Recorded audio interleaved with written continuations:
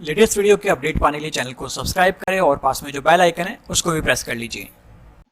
Hello friends, आज हम जानेंगे डेटा एंट्री के बारे में। डेटा एंट्री क्या होती है, कैसे की जाती है, क्या-क्या चीज़ें उसके लिए ज़रूरी होती हैं या फिर किन-किन बातों का हमको ध्यान रखना पड़ता है डेटा एंट्री करते समय।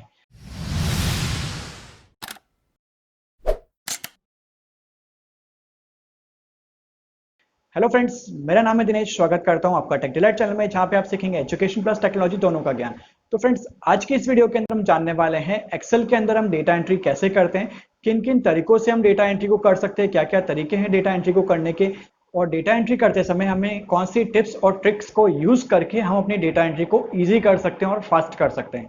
तो फ्रेंड्स, अब हम चलते हैं अपनी कंप्यूटर की स्क्रीन के ऊपर, जहां पे हम जानेंगे डेटा एंट्री के कुछ टिप्स और ट्रिक्स और जानेंगे हम किन-किन तरीकों से डेटा एंट्री को कर सकते हैं। तो फ्रेंड्स, उससे पहले मैं आपको एक चीज कहना चाहूंगा, अगर फ्रेंड चैनल को सब्सक्राइब नहीं करा है तो प्लीज फ्रेंड चैनल को सब्सक्राइब करें, पास में बेल आइकन है उसको भी प्रेस कर लीजिए। और फ्रेंड्स, अगर आपने हमारी पहले वाली वीडियोस नहीं देखी है तो उसका लिंक आपको डिस्क्रिप्शन के अंदर मिल जाएगा, जहां पे जाके आप उनको चेक कर सकते हैं और देख सकते हैं। तो फ्रेंड्स, अब हम चलते हैं अपने कंप्यूटर की स्क्रीन के ऊपर। तो जैसे गाइस हमारे पास कुछ कॉलेज का डेटा है, उस कॉलेज के डेटा का हमको डाटा एंट्री करनी है। तो उस डेटा के अंदर हमारे स्टूडेंट्स के नेम भी हैं, फादर नेम है, उनका डेट ऑफ बर्थ हो गया, जैसे उनका एड्रेस हो गया, कौन से सेशन में उन्होंने एडमिशन लिया है और कौन सा उनका सब्जेक्ट उनका चूज़ किया हुआ। तो वो सारी डिटेल्स की हम डेटा एंट्री कैसे करते हैं, चलिए हम देखते हैं। तो उसके लिए सबसे पहले आपको एक हेडिंग डालनी पड़ेगी अपने एक्सेल की शीट के अंदर। वो मैं डाल देता हूँ, जैसे कॉलेज डेटा एंट्री। अब मैं कर लेता हूँ यहाँ पे एंटर प्रेस। नेक्स्ट मेरे को नीचे वाली लाइन में जो मेरी टेबल होगी, जो डेटा होगा, उनकी हेडिंग या फील्ड की जो हेडिंग है वो मेरे को डालनी है।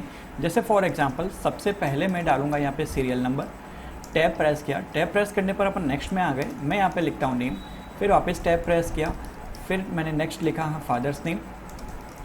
तो फ्रेंड्स, आपको ये चीज़ ध्यान रखनी है, जो आप हेडिंग लिख रहे हो उसका जो फर्स्ट कैरेक्टर है वो आपका कैपिटल होना चाहिए। नेक्स्ट मैंने यहाँ प्रेस किया date of birth. Date of birth के बाद प्रेस किया एड्रेस। एड्रेस के बाद मैं टाइप करता हूँ इनका कौन से उन सब्जेक्ट में उन्होंने एडमिशन लिया, जैसे बीकॉम है, बीसीए है।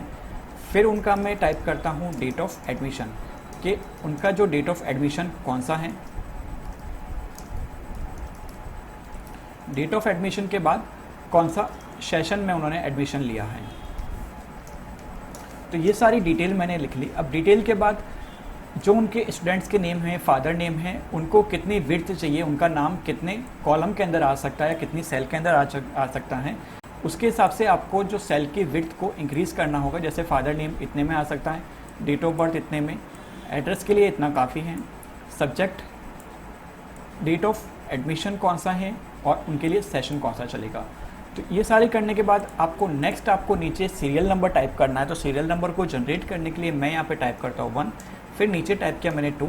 तो फ्रेंड्स, इसके बाद आपको ऑटोमेटिकली सीरियल नंबर जनरेट करने के लिए मैं दोनों को सेलेक्ट कर लेता हूँ, और जो मैं 2 के नीचे जो ये बॉक्स दिख रहा है आपका, लेफ़्ट क्लिक करके इसको नीचे ड्रैग करता हूँ। तो जहाँ तक आपको चाहिए, जैसे 15 तक चाहिए, 20 तक चाहिए, आपके पास जितना भी डेटा है आप उसको नीचे ड्रैग करके अपने सीरियल नंबर को इंसर्ट कर सकते हैं। अब नेक्स्ट फ्रेंड, आपको डेटा एंट्री को करने के 2 तरीके हैं।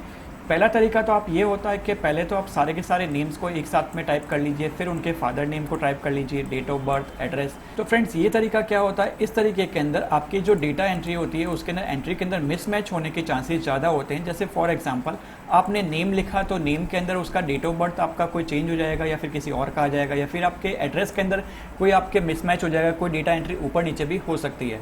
तो ये तरीका थोड़ा सेफ नहीं होता। तो नेक्स्ट तरीके के अंदर क्या है कि आपको पर एक एंट्री एक साथ में लेनी है। जैसे फर्स्ट आपने पूरी एंट्री कंप्लीट कर ली, जैसे name, father name, date of birth, address, जो सारी आपको 1 बाय 1 आप एंट्री करेंगे तो आपके डेटा एंट्री सही तरीके से होंगी और इसके अंदर मिस्टेक होने के चांसेस बहुत कम होते हैं। तो फर्स्ट जैसे मैं एंट्री शुरू करता हूँ, मैंने नेम के अंदर लिखा मोहन, फादर नेम लिखा जैसे किशन, डेट ऑफ बर्थ मैंने उसका टाइप किया 1/2/2000 या 1996। एड्रेस मैं यहाँ पे टाइप करता हूँ। तो फ्रेंड, जैसा आप यहाँ पे देख पा रहे हैं, आपके यहाँ पे हैश ऑटोमेटिकली आ गया। तो ऑटोमेटिकली सेल के अंदर हैश आने का मतलब होता है कि जो सेल की विड्थ है वो काफ़ी नहीं है, उसके लिए सेल की विड्थ को आपको इंक्रीज़ करना होगा। तो जैसे मैंने सेल की विड्थ को इंक्रीज़ किया तो ये ऑटोमेटिकली नंबर्स, ये जो डेट हैं वो सही शो कर रहे हैं। तो मैं यहाँ पे लिखता हूँ सिटी, एड्रेस। तो एड्रेस के अंदर मैंने लिखा जयपुर। सब्जेक्ट इसने लिए हुआ है बीकॉम, तो मैं यहाँ पे टाइप कर लेता हूँ बीकॉम। डेट ऑफ एडमिशन, उसकी जो डेट ऑफ एडमिशन है वो मैंने टाइप करी 1/6 2014। और नेक्स्ट मैं यहाँ पे सेशन लेता हूँ, इसका सेशन डेट ऑफ एडमिशन के हिसाब से इसका सेशन 2014 को शुरू होगा। तो फ्रेंड्स नेक्स्ट आपको यहाँ पे डेटा एंट्री करनी है, जैसे मोहन हो गया, मोहन के बाद मेरे को दूसरी एंट्री करनी है। तो नेक्स्ट मेरे को एंट्री करने के लिए मैं यहाँ पे टाइप करता हूँ सोहन। सोहन का फादर नेम लिया मैंने जैसे Suresh Kumar. Date of birth, इसका डेट ऑफ बर्थ मैंने लिया 1/5/2001। एड्रेस मैंने ले लिया जोधपुर। इसने लिया BCA, तो मैं यहाँ पे BCA टाइप कर लेता हूँ। डेट ऑफ एडमिशन है उसका, इसका भी डेट ऑफ एडमिशन अपने पास सेम चल रहा है, या फिर आप इसका डेट ऑफ एडमिशन अलग कर सकते हैं। मैं इसका डेट ऑफ एडमिशन ले रहा हूँ 1/5/2014। इसका ईयर सेशन जो होगा वो सेम होगा। एंटर प्रेस कर लेता हूँ, तो एंटर प्रेस करने पर वापस मेरे ये नीचे आ गया डेटा। अब मैं यहाँ पे एक और एंट्री कर लेता हूँ। एक और एंट्री के हिसाब से मैं यहाँ पे टाइप करता हूँ, जैसे नेक्स्ट जो मेरा नेम है वो है कुणाल। फादर नेम में टाइप कर लेता हूँ अंकित। तो इसकी मैं डेट ऑफ बर्थ टाइप करता हूँ 2/7 और 1998। सिटी ले लेता हूँ मैं जैसे अजमेर। इसने लिया हुआ है BSc, तो यहाँ पे मैं BSc टाइप कर लेता हूँ। और डेट ऑफ एडमिशन है इसका 6/7/2015। तो इसका सेशन होगा वो 2015 चलेगा। तो फ्रेंड्स आपको इसी तरह से मैंने डेटा एंट्री कर ली। तो फ्रेंड्स इस डेटा एंट्री को मैं पूरा फिल कर लेता हूँ। तो फ्रेंड्स जैसे मेरे डेटा एंट्री पूरी फिल हो चुकी है, अब डेटा एंट्री के बाद आपको इसकी फॉर्मेटिंग करनी होगी। तो फॉर्मेटिंग के लिए मैं क्या करता हूँ, जो मेरा कॉलेज डेटा एंट्री है उस पूरी रो को मैं सेलेक्ट कर लेता हूँ और यहाँ पे कर लेता हूँ मर्ज एंड सेंटर, और इसको करके बोल्ड करके थोड़ी साइज़ इंक्रीज़ कर लेता हूँ। नेक्स्ट आपके जो भी डेटा लिया हुआ है उसको लेना है आपको सेंटर के अंदर। तो पूरे डेटा को मैं सेलेक्ट कर लेता हूँ और यहाँ पे कर लेता हूँ सेंटर। तो डेटा आपका सेंटर में हो गया। और जो आपकी फील्ड की जो हेडिंग्स आपने लिखी हुई है जैसे serial number, name, father name, उसको मैं सेलेक्ट करता हूँ। और सेलेक्ट करने के बाद मैं इनको करता हूँ बोल्ड। तो फ्रेंड्स नेक्स्ट मेरे को इस डेटा एंट्री को टेबल के अंदर डालना है या इसके आसपास बॉर्डर लगानी है। तो बॉर्डर के लिए मैं यहाँ प्रेस करता हूँ बॉर्डर्स के अंदर, और यहाँ पे प्रेस कर लेता हूँ ऑल बॉर्डर्स। तो ऑल बॉर्डर्स आ गया। जैसे मेरे पास ये कॉलेज डेटा एंट्री है, तो कॉलेज डेटा एंट्री की जो साइज़, जो सेल की विड्थ हैं थोड़ी इंक्रीज़ कर लेता हूँ। और इसको मैं ले लेता हूँ सेंटर। यहाँ से भी सेंटर हो गया, यहाँ से भी सेंटर हो गया, और साइज़ थोड़ी आप इंक्रीज़ कर सकते हो अपने हिसाब से। तो फ्रेंड्स आपने देखा जैसे आप इस तरीके से भी डेटा एंट्री को अपने कर सकते हो। बस आपको मेन ये ध्यान रखना है जो हेडिंग अपने को सही से लेना। नेक्स्ट आपका जो फील्ड नेम है जैसे name, address, father name, date of birth, उन सबको आपको हाईलाइट करना और टेबल के अंदर आप कन्वर्ट कर सकते हैं। तो फ्रेंड्स ये तो था पहला तरीका कैसे आप अपनी डेटा एंट्री को कर सकते हैं। तो फ्रेंड्स अब हम देखते हैं अपना दूसरा तरीका कैसे हम दूसरे तरीके से डेटा एंट्री को कर सकते हैं। तो भाई मेरे पास कॉलेज का डेटा है, तो मैं कॉलेज के डेटा को वापस ले लेता हूं, जैसे कॉलेज डेटा एंट्री। और कॉलेज डेटा एंट्री के बाद वही मेरे सीरियल नंबर वापस टाइप करता हूं, जैसे सीरियल नंबर। फिर मैंने टाइप किया था नेम। इन सबको करने के बाद तो गाइस दूसरा जो तरीका है डेटा एंट्री करने के लिए, उसके लिए जाना होगा आपको फाइल टैब के अंदर, और आपको यहाँ पे क्लिक करना होगा ऑप्शंस के ऊपर जो है आपके MS वर्ड की, MS एक्सेल की सेटिंग्स। इसके बाद जाना है क्विक एक्सेस टूल बार के अंदर, और इस रिबन में से आपको सेलेक्ट करना है कमांड नॉट इन रिबन। इसमें से आपको नीचे यहाँ पे दिखाई देगा फॉर्म, तो आपको यहाँ पे फॉर्म को सेलेक्ट करना। मैं यहाँ पे नीचे चला गया और नीचे मिल रहा है मेरे को फॉर्म को यहाँ पे क्लिक करके आपको यहाँ पे ऐड करना है और फिर कर लेना है ओके। जैसे आप ओके करोगे तो फॉर्म का ऑप्शन आपके यहाँ पे मिल जाएगा। अब उसके बाद आपकी जो भी हेडिंग्स है, यानी जो फील्ड हेडिंग है जैसे नेम, एड्रेस, फादर नेम, उसको सेलेक्ट करके आपको फॉर्म के ऊपर क्लिक करना है। उसके बाद ओके प्रेस करोगे तो आपका एक तरीके का फॉर्म जनरेट हो जाएगा, जैसे आप देख पा रहे हैं।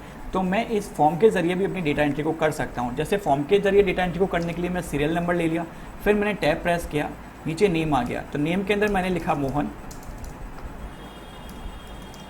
फिर मैंने फादर नेम लिखा, तो फादर नेम मैंने लिखा जैसे Kishan Singh ji. Date of birth मैंने डाल दी 1/4/1998। एड्रेस लिया मैंने जयपुर। सब्जेक्ट मैंने ले लिया बीकॉम। डेट ऑफ एडमिशन लिया इसका 1/7/2014, और सेशन ले लिया मैंने 2014। अब आपको प्रेस करना है यहाँ पे न्यू रिकॉर्ड के ऊपर। तो फ्रेंड जैसे आप न्यू रिकॉर्ड के ऊपर प्रेस करोगे तो आप यहाँ पे पीछे देख पा रहे होंगे आपकी जो पहली डेटा एंट्री हो चुकी है। अब मैं यहाँ पे नेक्स्ट आपको एंट्री करनी, तो नेक्स्ट अब मैं यहाँ प्रेस करता हूँ 2। वापस मैं नेम के ऊपर जाता हूँ, तो नेम के ऊपर मैंने लिया सुरेश। जैसे मैंने टैब प्रेस किया ये चला गया नेम के ऊपर, और नेम के ऊपर मैं यहाँ पे लेता हूँ सुरेश। और सेशन इसका 2015 चलेगा। फिर आपको न्यू रिकॉर्ड के ऊपर क्लिक करना है। तो जैसे आप न्यू रिकॉर्ड के ऊपर क्लिक करोगे तो वो आपकी एंट्री हो जाएगी। तो इस तरीके से भी आप फॉर्म के ज़रिए भी डेटा एंट्री को कर सकते हैं इजीली, जिसके अंदर आपके मिसमैच होने के या फिर डेटा को आपके कुछ मिस्टेक होने के चांसेस बहुत कम होते हैं। अब मैं इसको यहाँ पे क्लोज़ कर लेता हूँ। तो क्लोज़ करने पर जैसे मैं इस टेबल को वापस आपके सेट कर लेता हूँ, जो मेरी हेडिंग है उसको सेलेक्ट करके सेंटर एंड मर्ज कर लेता हूँ। फिर मैं इसको सेंटर में ले लिया और बोल्ड कर लिया, थोड़ी इसकी साइज़ को इंक्रीज़ कर लिया। नेक्स्ट जो मेरे पास फील्ड की हेडिंग है उनको सेलेक्ट करा और इनको मैंने बोल्ड करके सेंटर में ले लिया। और उसके बाद जो मेरे पास जो डेटा है टेबल का, उन सबको भी मैं यहाँ पे सेलेक्ट कर लेता हूँ और सेलेक्ट करके इन सबको मैंने सेंटर ले लिया, पूरी टेबल को सेलेक्ट करा और इसके आसपास बॉर्डर लगा ली। तो फ्रेंड्स, आप इस तरीके से भी डेटा एंट्री को कर सकते हैं। तो गाइस, तीसरा जो तरीका हमारा डेटा एंट्री करने का वो है, जैसे आप किसी बैंक की डिटेल्स आप ले रहे हो किसी फर्म की या किसी स्टूडेंट्स की, तो बैंक की डिटेल के अंदर आपके उसके अकाउंट नंबर आएंगे, नेम आएंगे, IFCI कोड आएंगे, वो सारी की सारी डिटेल्स आएगी।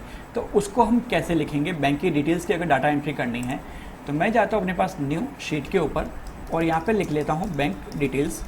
बैंक डिटेल्स के बाद फर्स्ट में यहाँ पे लेता हूँ सीरियल नंबर, फिर लेता हूँ नेम, नेम के बाद मैं लेता हूँ बैंक नेम, कौन सी बैंक में खाता है, फिर मैं यहाँ पे लेता हूँ नेक्स्ट मैंने लिया ब्रांच, कौन सी ब्रांच में है, फिर लिखता हूँ IFCI कोड और लास्ट में मैं लिखता हूँ अकाउंट नंबर। एंटर कर लिया। अब मैं उनकी सेल की विड्थ को उसके अनुसार सेट कर लेता हूँ। ब्रांच ले लिया, IFCI कोड ले लिया और अकाउंट नंबर ले लिया। इन तो बैंक डिटेल्स को डालने के लिए मैं इसका फॉर्म क्रिएट करता हूँ और फॉर्म क्रिएट के लिए मैं जो फील्ड नेम है उसको सेलेक्ट करा और फॉर्म के ऊपर क्लिक कर लिया।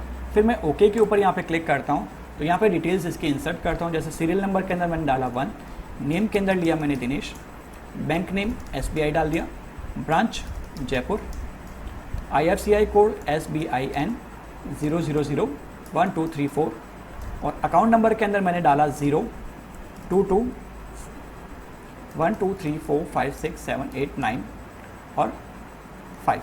ये कुछ मैंने डिटेल डाल दी। अब मैं जैसे न्यू के ऊपर क्लिक करता हूँ और वापस जब मैं बैक करता हूँ तो आप क्या देख रहे हो, जो अकाउंट नंबर मैंने डाला था इसके ऊपर मैं 2 बार क्लिक करता हूँ।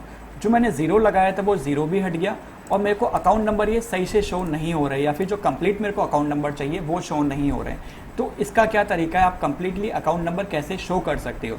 तो आपको पूरे अकाउंट नंबर शो करने के लिए आपके सामने 2 तरीके हैं। पहला तरीका ये होता है कि आप उसके आगे जो भी अकाउंट नंबर लिख रहे हो उसके आगे कोमा लगा दीजिए और एंटर प्रेस कर लीजिए।